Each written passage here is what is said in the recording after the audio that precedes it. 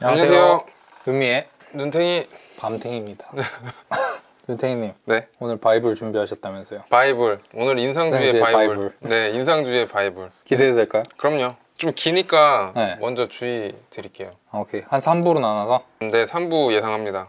오케이, 가보실까요? 인상주의. 인상주의는 우리가 그 전에 많이 좀 다뤘어가지고 중간중간에 많이 나가긴 했는데 그거를 오늘 고우에도 나오고 야수주의에서도 나왔고 뭐 툴루즈 로트렉에서도 조금 나오고 했는데 요거를 이번에 집 재성했다. 오케이, 기대하고 있어요. 제가 제일 좋아하는 주인 거 아시죠? 그쵸. 파시즘 좋아하잖아.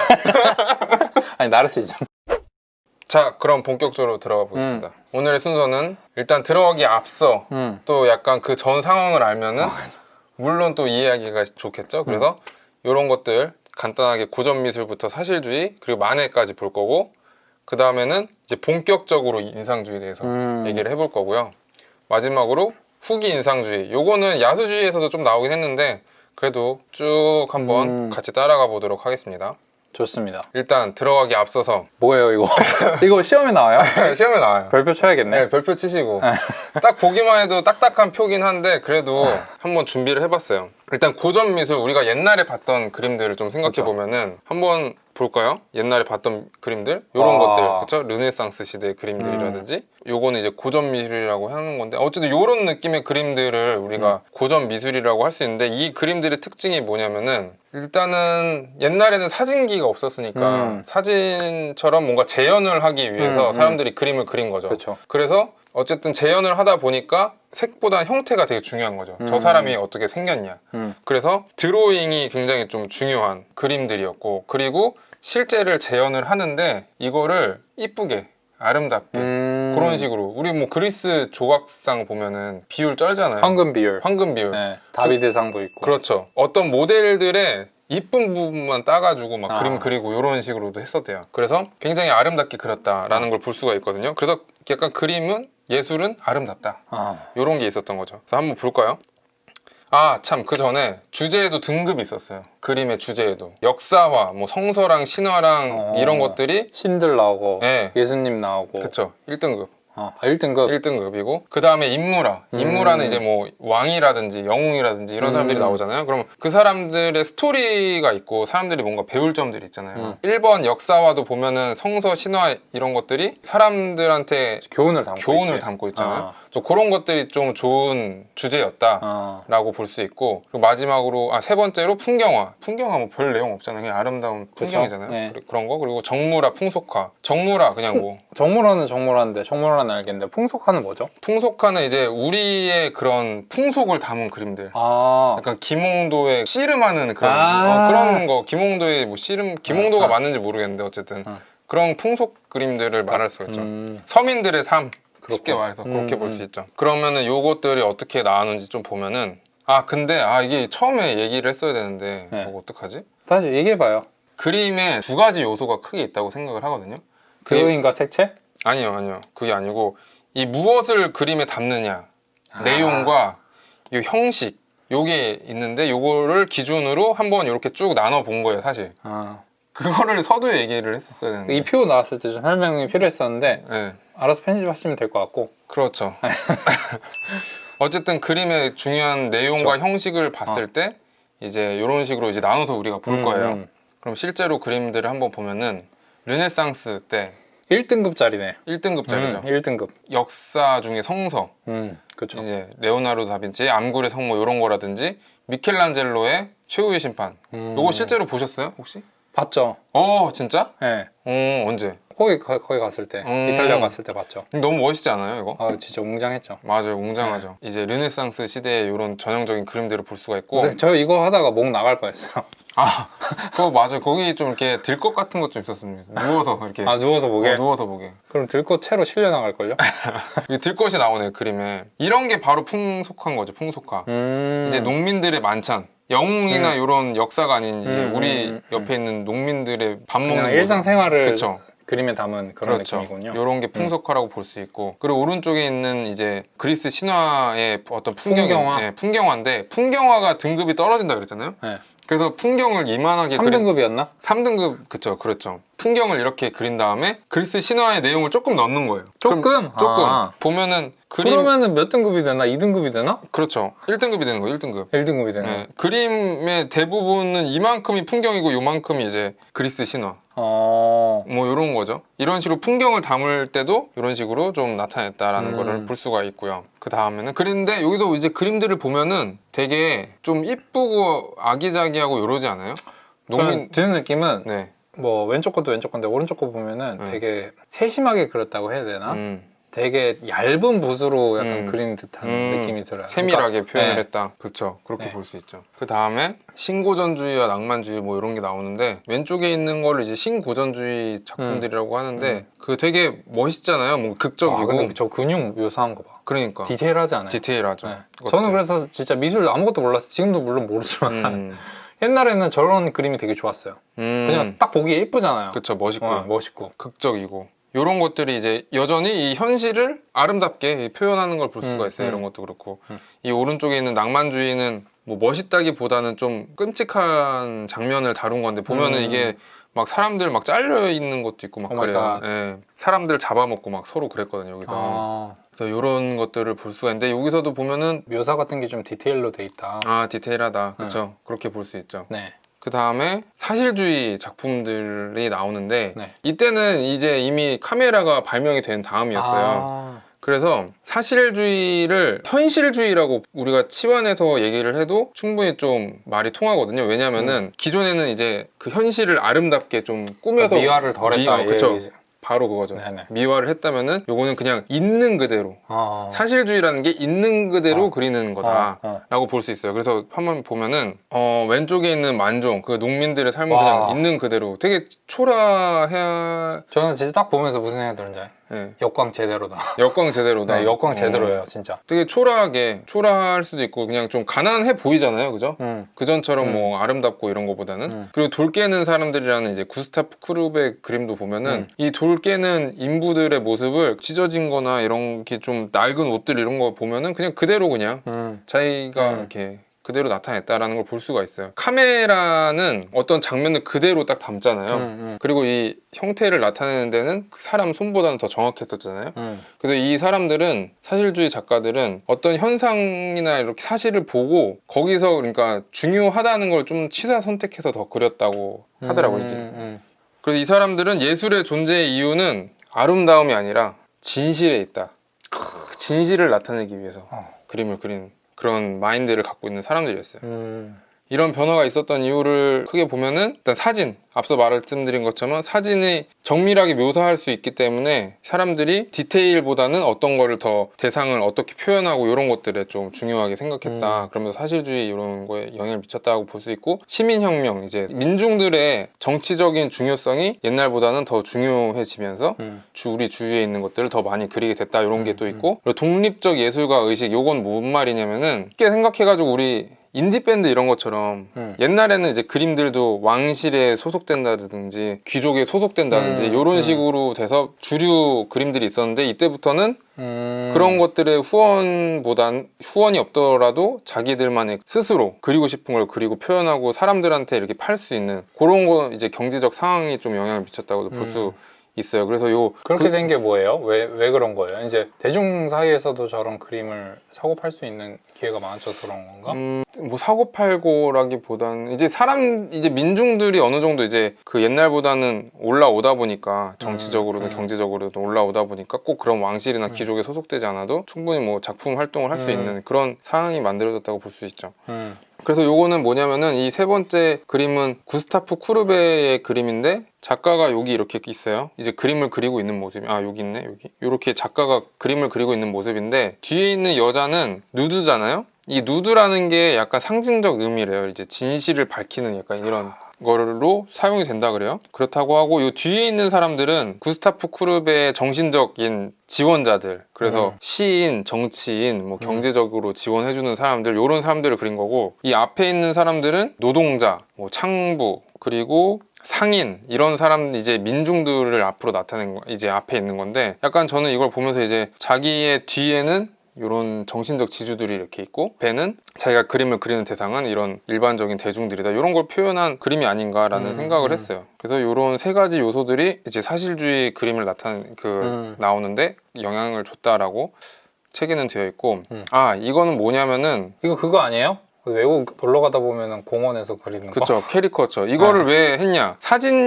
사실주의 작가들의 그런 걸 보여주고 싶어서요. 그러니까 사진이잖아요 오바마 형의 사진만큼 잘 표현하기는 힘들겠죠. 근데 여기 그렇죠. 이제 캐리컬처를 보면은 이 사람의 특징 맞아, 뭔가 이렇게 특징. 이런 것들을 나타내는 게 어. 이제 화가들이잖아요. 그쵸. 사실- 진한 눈썹, 광대뼈 그쵸 그렇게 잡아가지고 포인트를 주는 거구나. 그쵸 음. 그래서 저는 이제 사실주의 작가들의 이런 생각들이 이 캐리커처와 사진을 비교하면은 약간 이렇게 더 느껴지지 않을까라고 해서 가져온 윤택이님 생각이에요?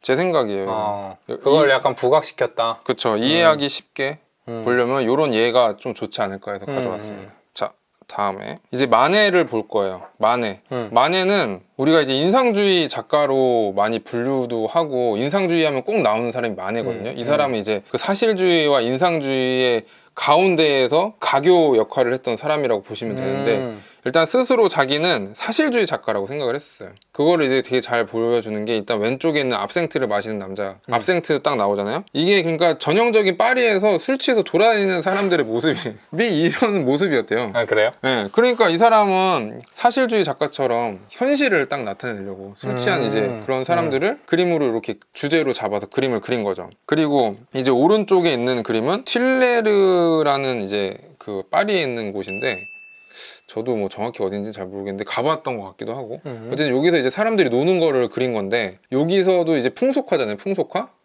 근데 이 약간 화풍들을 보면은 뒤에 있는 나무나 뭐 이런 사람들의 모습을 보면은 인상주의의 모습이 조금씩 나타나기 시작해. 인상주의 뭐 이제 나오겠지만 일단은 형태가 약간 불분명한 이런 것들이 있거든요. 뒤로 갈수록 그러네. 그쵸 그런 것들을 그쵸 맞아 뒤에 있는 사람들로 갈수록 더 이렇게 뿌얘지는 게 있는데 이런 모습들이 이제 서서히 나타나는 거죠. 어쨌든 이런 모습들을 조금 볼 수 있는 거죠. 인상주의의 요소들을. 그래서 그 보들레르라는 에밀 졸라라는 혹시 저번 시간에 살짝 나왔었는데 아 졸라 잘 알죠. 졸라 잘 알죠. 에밀 졸라. 에밀 졸라라는 사람이 이 작품을 볼 때는 약간 존중할 만한 거리를 둬야 된다. 그러니까 이제 너무 가까이서 보면은 이런 사람들의 형태가 많이 맞아. 무너지니까 그러네. 멀리 살짝 오 되게 와닿는다. 그쵸 네. 한 뭐 5m까지는 한 2m 네 그 정도의 거리가 필요하다. 맞아요. 근데 제가 이거를 진짜 몸소 느낀 작품 전시회가 있었거든요. 얼마 전에 이제 모네에서 세장까지라는 전시가 예술의 전당에 있었거든요. 근데 거기 어떤 인상주의네? 인상주의 전시였죠. 그래서 초상화가 이렇게 있었는데 그거를 한 10m 멀리 10m? 10m만 너무 되게 멀지 않아요? 되게 멀리서 딱 봤을 땐 저거 사진인 줄 알았어요. 진짜요? 진짜 뻥 안 치고. 어. 그게 독일 작가가 그린 자기의 자화상이었거든요. 수염난 아저씨였는데 그거를 가까이서 이렇게 딱 보니까 그림인 거예요. 그래서 이 존중할 만한 거리라는 게 그때 굉장히 와닿았었거든요.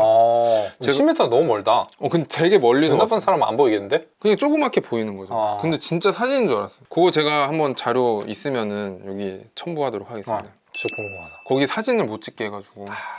그렇고 이 마네는 전통적인 화를 되게 싫어했어요. 그거를 굉장히 잘 보여주는 작품이 이 올랭피아가 아니고 풀바디의 점심식사. 잘못 나왔어요? 네, 잘못 나왔습니다. 풀바디의 점심식사라는 작품을 보면은 느낄 수 있어요. 뭐냐? 여기 보면은 파리스의 심판이라는 요 사람들 보이죠? 요게 그대로 여기 있잖아요. 그러니까 그런 신화의 작품을 보고 현대적으로 패러디한 거죠. 요런 걸 보면은 약간 역사화를 어떻게 생각했는지 충분히 좀 우리가 알 수 있을 것 같고 그리고 이 그림이 처음에 나왔을 때 사람들이 굉장히 불쾌하게 생각했대요. 왜요? 여자 혼자 옷 벗고 있고. 그러네. 그쵸. 되게 남자들은 뭐 이렇게 실제로 놀았을 수는 있지만 되게 사회에 좀 안 좋은 그런 것들이죠. 남자 2명 신사? 아무튼 남자가 이렇게 놀고 있으면서 여자는 또 바라보고 있고. 그래서 굉장히 불쾌했다고 해요. 이 그림이 사람들한테. 그리고 이런 풍속화는 보통은 사람들이 이렇게 조그맣게 이렇게 그리는데 이거는 가로 세로가 2m가 넘는 엄청 큰 크다. 규모의 작품이었거든요. 그래서 되게 좀 안 좋아했다고 하고 이게 이제 처음 걸린 곳이 낙선전이라는 전시였어요. 낙선 떨어졌다라는 의미잖아요. 이때까지만 해도 그 살롱전이라는 그 메인 전시 나라에서 이렇게 픽을 하는 그런 메인 전시회가 있었는데 그런 건 당연히 뭐 역사화라든지 1등급짜리들. 그쵸 1등급짜리들이 많이 입상을 하는 거였는데 거긴 당연히 떨어져서 이제 그 떨어진 작품들만 모인 낙선전이라는 데가 있었는데 거기 요게 걸렸고 이 작품이 그때 낙선전에서도 되게 좀 사람들이 별로 그렇게 좋아하지 않았던 그림이라고 합니다. 그게 좀 옛날엔 지금이야 우리가 뭐 영상이라든지 사진이라든지 굉장히 시각적으로 파격적인 것들을 많이 보잖아요. 그러니까 이거 보고도 사실 뭐 별거 아니더라고 생각할 수도 있겠지만 이때는 그런 시각적인 자료들이 많이 없었을 거잖아요. 그런 사람들의 입장에서 봤을 때는 좀 불쾌했을 수도 있겠다. 뭐 그럴 수도 있을 것 같아요. 그렇죠. 네. 요즘에는 워낙 좀 난잡한 것들이 많으니까 그죠? 근데 그것도 모르는 거예요. 뭘 몰라요. 네? 아니 계속 시대가 변하잖아요. 지금 봤을 때 뭐 아. 난잡하다고 느낄 게 나중에 가서는 명작이 될 수도 있는 거예요. 그렇죠. 네. 맞아요. 그렇습니다. 그래서 선입견을 가지지 않는 게 중요합니다. 와, 윤택이님. 네, 저 선입견. 선입견 왕이잖아요. 그렇죠. 그 다음에 요거 이제 볼마디의 점심식사. 올랭피아가 이거죠. 여기 올랭피아인데 요것도 이제 이 우루비노의 비너스라는 작품을 이렇게 패러디한 작품이에요. 일단은 요거를 봤을 때 많이 좀 바뀐 것들이 있어요. 일단 개가 보통 상징적인 의미로 되게 충성심을 나타내고 이런데요. 고양이로 바뀌었네. 고양이로 바뀌었는데 이 고양이도 자세가 어떠죠? 굉장히 이렇게 긴장돼 있고 빨딱 서 있잖아요. 그래서 되게 음욕을 상징하는 그런 거래요. 그리고 요 하인도 흑인으로 바뀌었고 뭐 이런 것들이 있고 이 꽃다발은 뭐냐면은 이 손님이 갖다 준 선물이래요. 그래서 처음에 이 올랭피아라는 작품이 나왔을 때도 사람들이 굉장히 좀 싫어했다고 합니다. 뭔가 그런 불쾌했겠네. 불쾌했죠. 몸을 파시는 분이 이렇게 딱 정면으로 응시하고 있으니까. 그러니까 원래 또 대상이 비너스였는데 그쵸. 근데 그게 또 창녀로 또 대상이 바뀌었고 그러니까 되게 그때 당시에 사람들은 불쾌했을 수도 있을 것 같아요. 맞아요. 그리고 이 옛날에 사람들이 요거는 올랭피아랑 조금 관련 없긴 한데 이렇게 누드를 그릴 때 항상 신의 이름을 갖다 붙였어요. 내 친구 신성화를 한 거구나. 그렇죠. 내 친구 누구누구라고 하면은 아까 말씀드린 그 주제의 그 등급에서 좀 벗어나잖아요. 그러니까 뭐 비너스 이런 식으로 해서 그랬구나. 신을 그린다고 이렇게 하는 거죠.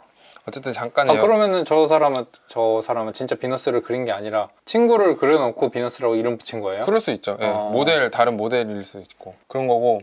여기서 이제 화법을 좀 볼 건데 어떻게 표현했는지를 좀 보면은 일단은 이 꽃을 보면은 꽃이 뭐 세심하게 묘사됐다기보다는 이렇게 붓으로 툭툭툭 찍어가지고 이런 것들을 좀 볼 수가 있고 그 다음에 주목해야 될 것이 이 여자예요, 여자. 일단 이 사람이랑 비교를 해보면은 이 오른쪽에 있는 우루비노의 비너스의 여자는 그 음영 처리가 좀 잘 되어 있다라는 걸 볼 수 있어요. 이런 그런 경계선에 있는 그림자 있잖아요. 그림자들이 되게 뭐 세밀하게 잘 묘사가 돼 있다라고 볼 수가 있는데 이 그림은 보면은 굉장히 평면적이죠, 사람이. 침대보와 이 옷의 경계선에 있는 이 그림자를 보면은 특히나 좀 눈에 띄는 것 같아요. 이런 것들이라든지. 그게 왜 그러냐면은 다음 장에 보면은 외광 효과라는 게 있어요. 우리가 굴을 딱 봤을 때 요거는 어때요, 조명이? 조명이 왼쪽 위에 있어요. 왼쪽 위에서 이렇게 내리 쬐는 거죠. 네. 근데 우리가 밖에서 사물을 보면은 이런 식으로 보이진 않잖아요. 어떻게 보이지? 그러니까 무슨 말이냐면은 우리가 여기 이제 실내니까 이렇게 빛을 딱 쏘면은 이게 그림자들이 딱 지잖아요, 우리가. 그죠? 근데 지금 이건 이제 실내에서 조명을 비춘 거고 자연광은 일단 이런 그림 이제 빛이 사방에서 반사가 되고 하니까 이런 그림자라든지 음영이 상대적으로 덜하잖아요. 덜하죠. 그런 걸 이제 외광 효과라고 하거든요. 그러니까 밖에서 뭔가 물체를 봤을 때는 실내에서 이렇게 빛을 이렇게 비춘 거보다는 훨씬 뭔가 이렇게 그림의 음영이 사람의 음영이라든지 이런 게 좀 덜해진다. 이게 외광 효과인데 이런 거를 이제 마네가 표현을 한 거죠. 그래서 앞장으로 넘어가 보면은 이 올랭피아 작품의 근데 여기는 실내인데 밖에서 본 것처럼 외광 효과로 그린 거죠. 그렇게 한번 그려봤다. 네, 그런 게 또 있습니다. 그 다음에 이제 채색 방법을 좀 보면은 이 채색 방법이 마네가 물감이 마르기 전에 발랐대요, 물감을. 그러니까 보통을 이렇게 섞어가지고 칠한 다음에 마른 다음에 덧칠하고 이런 식으로 했는데 마르기 전에 이렇게 한 거죠, 칠한 거죠. 마네가 수련 시절에 이제 그림을 한창 배울 때 벨라스케스 같은 이런 유명한 화가들한테 이런 기법들을 많이 배웠다고 해요. 그래서 그거를 적용을 했고 그것들이 이제 인상주의 화가들한테 많이 영향을 미쳤다라고 볼 수가 있어요. 가교의 역할을 한 사람이다라고 우리가 얘기하는 게 이런 것들인 거죠. 그리고 뭐 롱샹의 경마 이것도 보면은 전형적인 약간 인상주의 느낌 나잖아요, 그죠? 불분명한 형태 뭐 이런 거라든지 그렇습니다. 되게 말들 역동적이게 그렸다. 그쵸. 굉장히 역동적이죠. 그러면은 여기서 이제 본격 인상주의 들어가기 전에 어떤 느낌이었는지 그 전에 그림들이 여기까지 살펴봤고, 그래서 만해는 가교 역할을 한 인상주의라고 불려요? 아니면 그 전에 사실주의라고 불려요? 본인은 이제 사실주의라고 하긴 하는데 네. 우리는 뭐 그냥 인상주의, 인상주의. 하면은 첫 시초? 장에 나오는 인상주의 시초예요? 시초는 아니고 인상주의. 시초는 누구예요? 시초는 이제 다른 형들이 또 있어요. 아 그래요? 네. 우리 형들 다른 어떤 형들이 형들이 있어요. 기다리고 있을까 너무 궁금하네. 그렇죠? 본격적으로 이제 넘어가는 건 2부에서 오케이, 그 형들을 만나러 가봅시다. 동생들이 가보겠습니다. 알겠습니다. 그럼 2부에서 봅시다. 안녕.